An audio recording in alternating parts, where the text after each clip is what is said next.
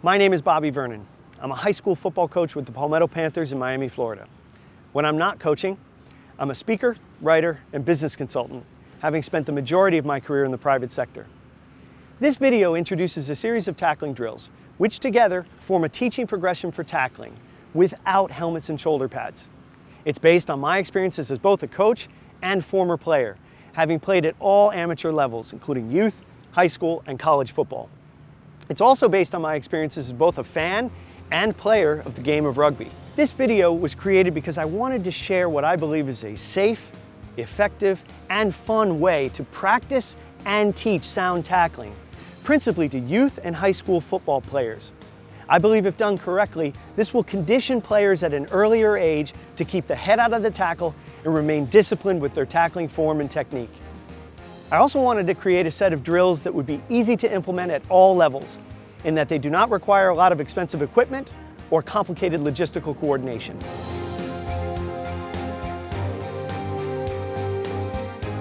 These drills and tackling techniques combine elements of traditional form tackling and rugby-style tackling techniques adapted for American football.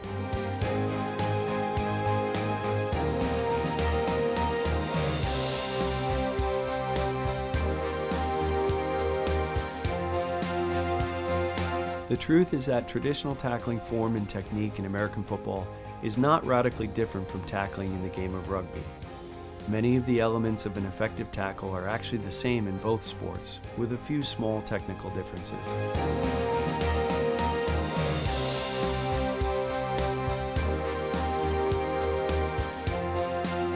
The principal advantage I see in introducing rugby tackling concepts to American football is the fact that rugby tackles are practiced, drilled, and executed without helmets and shoulder pads, which forces and conditions the players to consistently keep their heads out of the tackle and always remain disciplined with their tackling form and technique.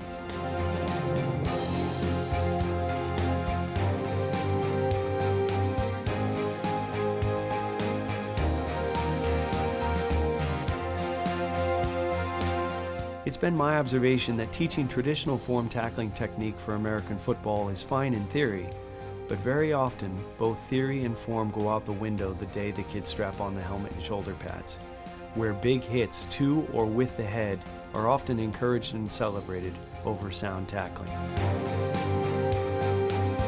It's clear to me that one of the best ways to teach sound tackling and to condition players to keep their heads out of the tackle is to actually drill and practice live shoulder tackling, just like rugby players.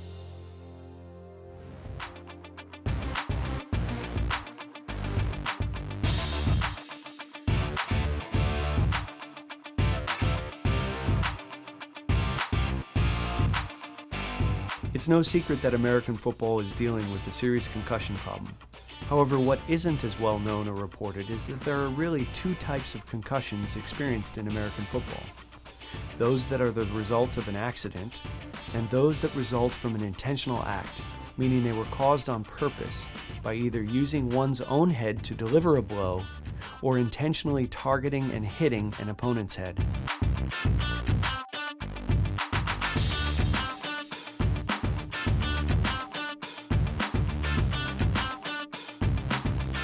Accidental concussions are going to happen from time to time in active sports, including rugby, basketball, cycling, baseball, and others. But unlike in football, concussions in these sports are always the result of an accident. Cyclers do not intentionally fall and bang their heads on the pavement. And likewise, basketball and baseball players don't hit themselves in the head on purpose. While it is important that we continue to study concussions and become better at treating them, eliminating all concussions from sports, or life for that matter, is realistically impossible. Eliminating intentionally caused concussions in football, however, is not only possible, but I believe necessary if we hope the sport maintains its status as America's game. Big hits to or with the head, which are often celebrated on YouTube, must be replaced with better, sounder tackling, which can be just as physical.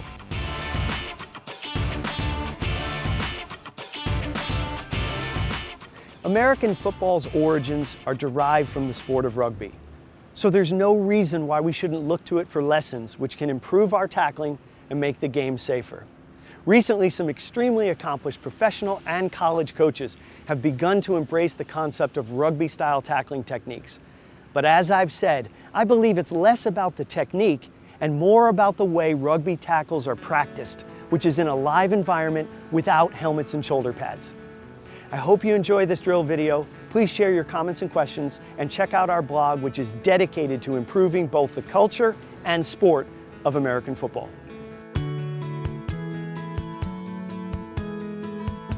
Run and Buzz is the first drill of our teaching progression, in which we are working exclusively on the approach. The setup for this drill is extremely simple, in which we work from the middle of the field to about the numbers. The players start at cones placed 10 yards apart and work towards another cone or dummy bag placed at about the numbers between them. The ball carrier will run to the cone at varying speeds, slowing down from time to time to simulate a possible cutback.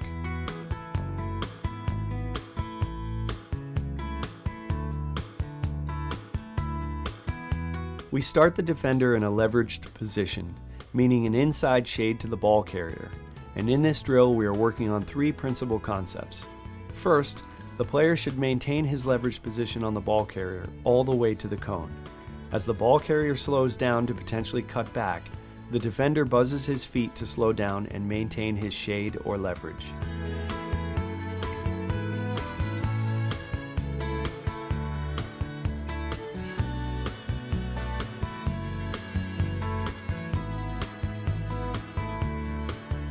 Second, we want the defender to chase or track the ball carrier while maintaining some squaring of the shoulders, which increases as he closes in on the ball carrier. Lastly, it is extremely important the defender's eyes focus on the near hip of the ball carrier so as not to lose his leverage because of movements of the ball carrier's hands, head, ball, arms, or feet.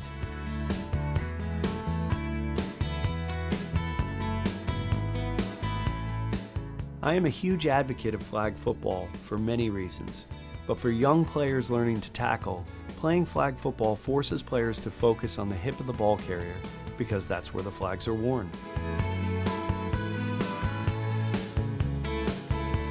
We work our approach in this tracking concept in just about all of our tackling drills.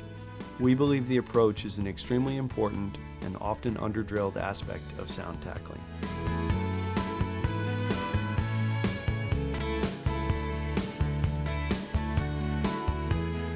This is a short drill on the proper stance, breakdown, and hit position. Our players are taught to keep their head up, sink their hips, bend their knees, and to maintain a slight arch in the back with their hands ready. We drill this hit position by simply fitting to a teammate in which the ball carrier steps one way or the other, while the defender steps to the ball carrier with his near foot while maintaining his form. We emphasize a power step towards the target, arms cocked, back arched, and head up. We also want to get the foot with our power step as near to the ball carrier as possible to avoid having to leave our feet to make the tackle.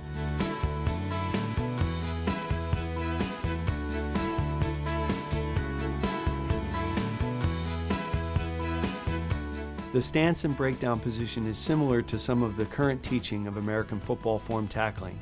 However, we emphasize the power step be made at an angle towards the target, as opposed to straight ahead, as we want to drill the importance of coming from a leveraged position, which allows us to emphasize more of the shoulder in the tackle and keep the head further away from contact.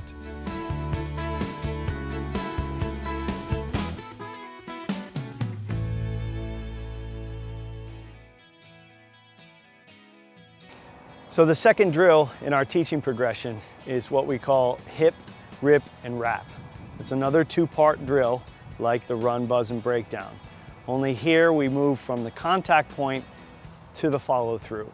Okay, we're borrowing a lot of the same elements that are taught in traditional form tackling, some of the stuff that USA Football is doing.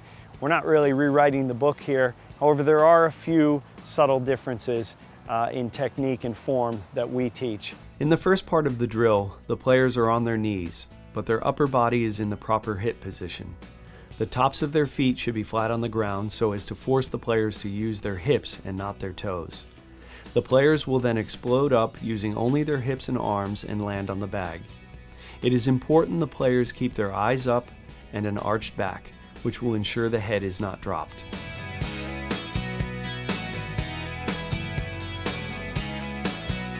In the second part of the drill, we add an extra dummy bag, in which the players will do the same thing as in the first part, with the addition of hitting the bag with the front of their shoulder while ripping their arms and wrapping up the bag.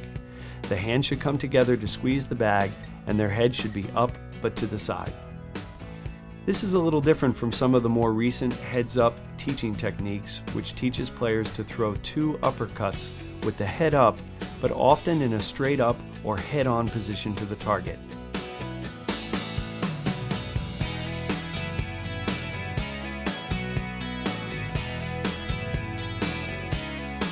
In our next drill video, we will put the concepts from the first 3 drills together and move from tackling dummy bags to real teammates.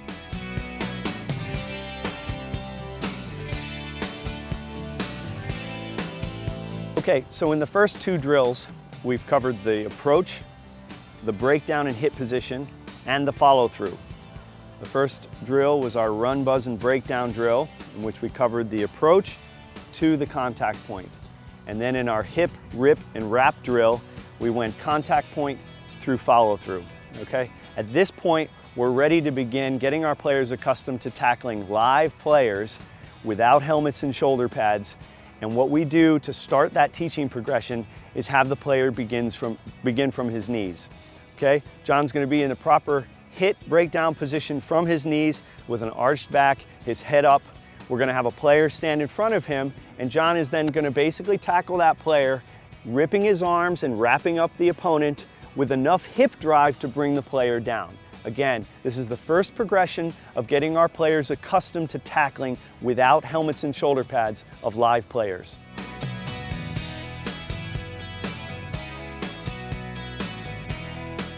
I think it's important to mention that using the word wrap these days is often criticized because players sometimes try to tackle by wrapping around the ball carrier, which can cause the head to drop down and expose the crown of the head and neck to injury. We do not teach the idea of wrapping around, but we do want our players to wrap up and squeeze the ball carrier with the head to the side and out of the tackle altogether. I prefer teaching and working to get more of the shoulder into the tackle in a leveraged fashion, like rugby players, as opposed to some of the current football tackling theory, which teaches the double uppercut concept, which can force more of a head-on form tackle leading with the chest. As you can see, we perform this drill from both sides, working both the left and right shoulder tackles. It is best to have players of similar size matched up for this drill, given that they are working from their knees. In subsequent drill videos, as we move through the teaching progression, you will see that our shoulder tackles may be low, high, or have a roll element for the takedown. For the purposes of this drill series, we will sometimes refer to these types of tackles as panther tackles, as we are the Miami Palmetto Panthers. But to reiterate, they are simply shoulder tackles made from a leveraged position, which may be low, high, or have a roll element to them. In our next drill, we will work against full-size dummy bags to practice our targeting, which is always away from the head.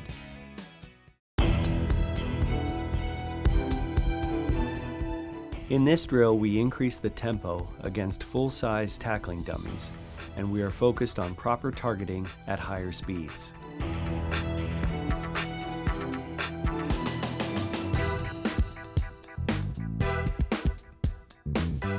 We want to hit the dummy bag with our shoulder, and the head should be up and to the side. We are looking for strict shoulder placement in the target area, which is the thigh or hip for low and roll tackles, and near pec or near number for high tackles. We want to see good hip explosion and the arms ripping, wrapping up, and squeezing the bag. There should be sufficient leg drive or roll to move or take down the dummy.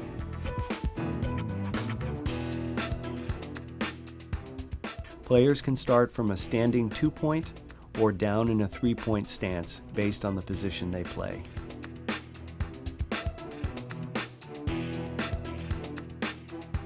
As you can see, we have the players working from a leveraged position. and we work from both sides, practicing left and right shoulder tackles. We emphasize a strict target area being from the mid-thigh to top of the pec, always away from the neck and head of our opponent.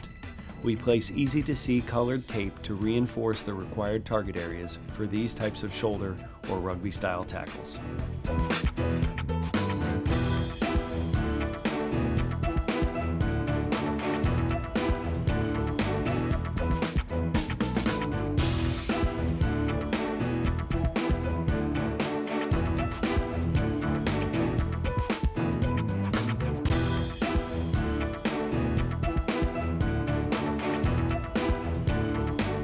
As you can see, the players are now working on their roll tackles, in which they roll instead of driving their legs to take down the dummy.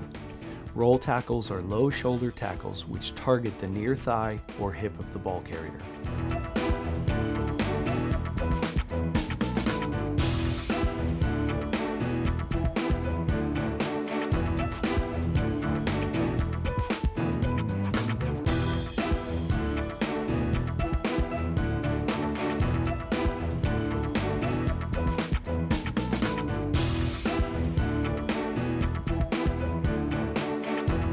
Now that we've drilled and reinforced a strict target area, we are ready to move the progression to live tackling without helmets and shoulder pads.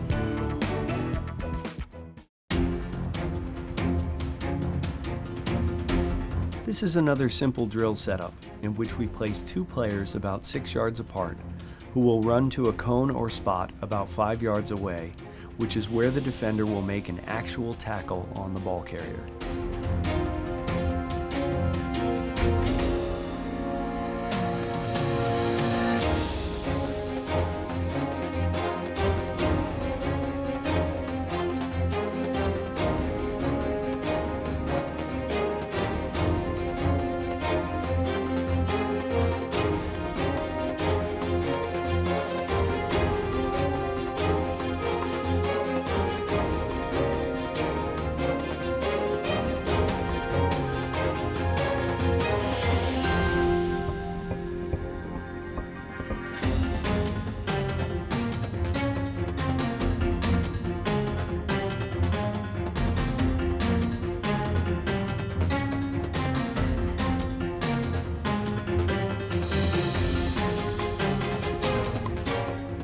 We work both sides to drill left and right shoulder tackles, and we can increase distances if we want to work more of the approach and tracking element. For smaller kids, less than 100 pounds, speeds can be increased to 3/4. And for larger players, say over 200 pounds, we believe 1/4 to half speed is best.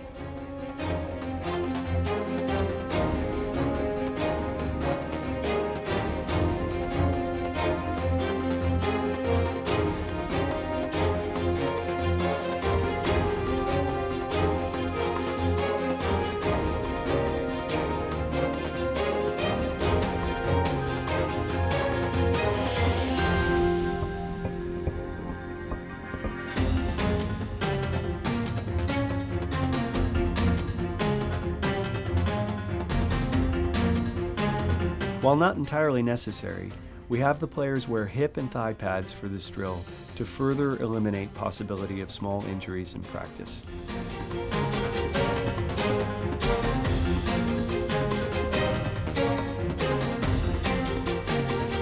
In our next drill, we will increase distances and add a cutback element as we continue to practice, drill, and condition our players to keep their heads out of the tackle by executing live tackles on moving players without helmets or shoulder pads.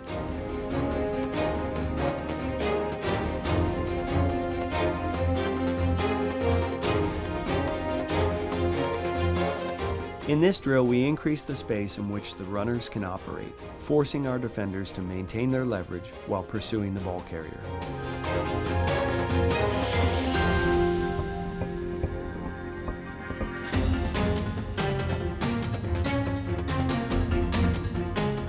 We work this drill mostly from the numbers to the sideline and simulate a ball carrier trying to get vertical and cutting back against our pursuit.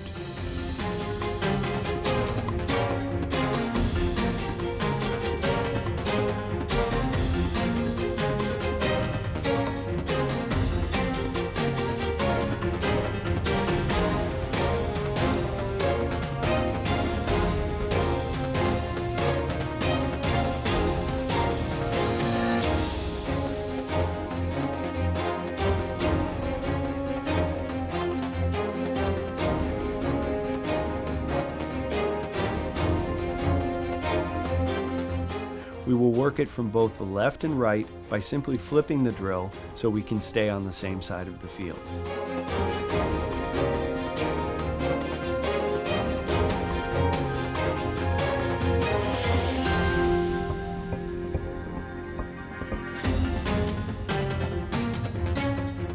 As I've said throughout this drill series and teaching progression, I believe the principal benefit of rugby-style tackling is the fact that it is practiced and played in a live environment without helmets and shoulder pads, which forces players to keep the head out of the tackle and remain disciplined in their tackling form and technique.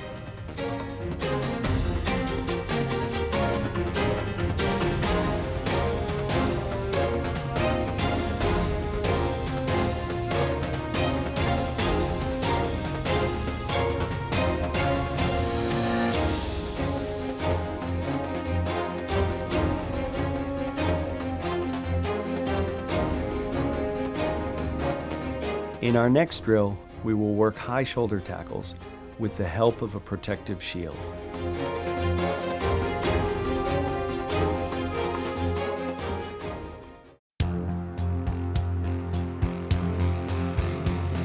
This drill setup is similar to the live low panther tackling drill, with the only difference being that the ball carrier will use a protective shield or wear a vest, and we do not bring the player to the ground.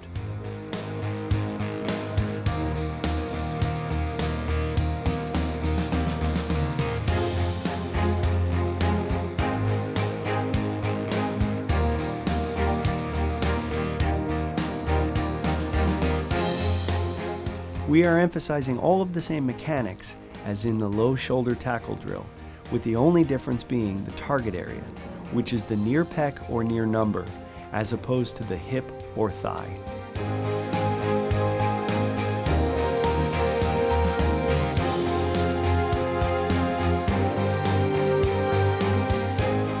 We place two players about 6 yards apart initially, in which they will drill high shoulder tackles at about half speed. We work both sides and can increase distances if we want to work more of the approach and tracking element. We emphasize the eyes on near number or near pec, maintaining leverage, shoulder to the target, head on near side, eyes up, arms rip and wrap, and good leg drive.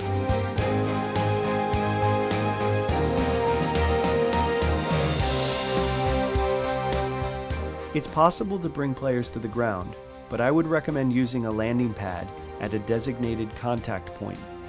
This provides the added benefit of teaching players the exact drive needed to bring down a player with a high tackle.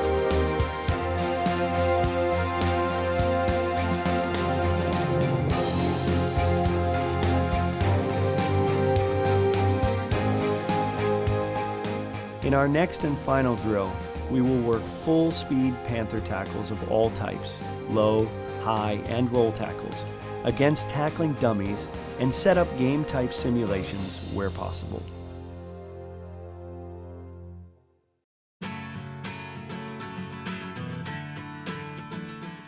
In this drill, we strategically place full-size tackling dummies at various contact points, depending on the pursuit angle we are trying to simulate.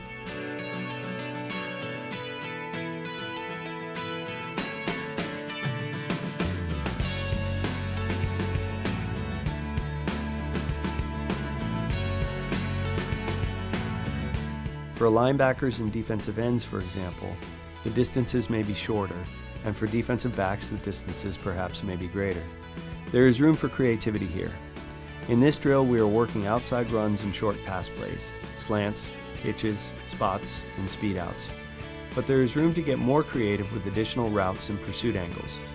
In all of the simulations, we have a ball carrier run full speed to just behind the dummy bag, getting out of the way quickly so the defender can then practice the full speed tackle.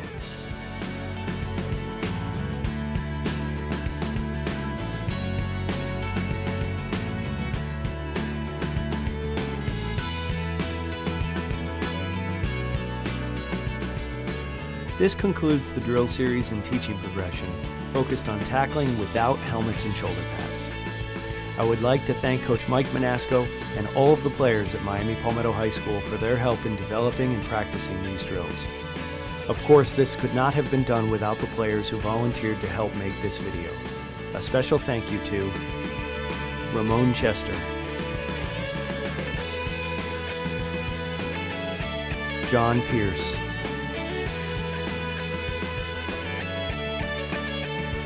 Christian Pierre-Louis, CP, Daniel Walker, DJ, and Daryl Scott.